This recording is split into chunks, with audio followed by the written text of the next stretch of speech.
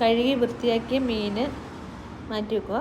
അതിനുശേഷം ഒരു ചീനച്ചട്ടി പാനം എന്തെങ്കിലും എടുത്തിട്ട് മുളക് പൊടി, മല്ലിപ്പൊടി, മഞ്ഞൾപ്പൊടി, ഉലുവാപ്പൊടി ചെറുതായിട്ട് ജസ്റ്റ് ചൂടാക്കുക. ചൂടാക്കുന്നതിന് ശേഷം അത് ഒരു മിക്സിയുടെ ജാറിട്ട് നല്ല പേസ്റ്റ് പോലെ അരച്ചെടുക്കുക. എന്നിട്ട് അത് വെള്ളമൊഴിച്ച് ഇന്നത്തെ ഈ മീനിൻ്റെ കഷ്ണങ്ങളെ ഒഴിക്കുക. എന്നിട്ട് പുളി നേരത്തെ നമ്മൾ വെള്ളത്തിൽ ഇട്ട് വെക്കണം കഴുകി. അപ്പോൾ അതുകൂടെ എടുത്ത് ഒഴിക്കുക. എന്നിട്ട് ഉപ്പ് ഇട്ടിട്ട് അടുപ്പിൽ വെച്ച് റെഡിയാക്കുക.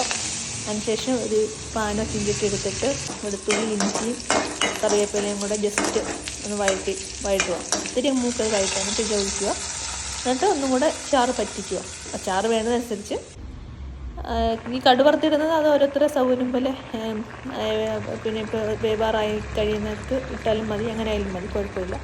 അതിനുശേഷം ഇങ്ങനെ ഇതുണ്ടോ നല്ല പരുവത്തിൽ വന്നിട്ടുണ്ട്, അടിപൊളിയപ്പോൾ ഇങ്ങനെ ചെയ്യുന്നത് നല്ലതാണ് കേട്ടോ. നല്ല രീതിയിൽ മീൻകറി നല്ല നമുക്കിങ്ങനെ മിക്സിയിൽ ഇങ്ങനെ പൊടിയെല്ലാം അരച്ചെടുക്കുമ്പോൾ നമുക്കൊരു കൊഴുപ്പ് കിട്ടും ചാറിനൊക്കെ. അപ്പോൾ ഇങ്ങനെയാണ് ചെയ്യാം.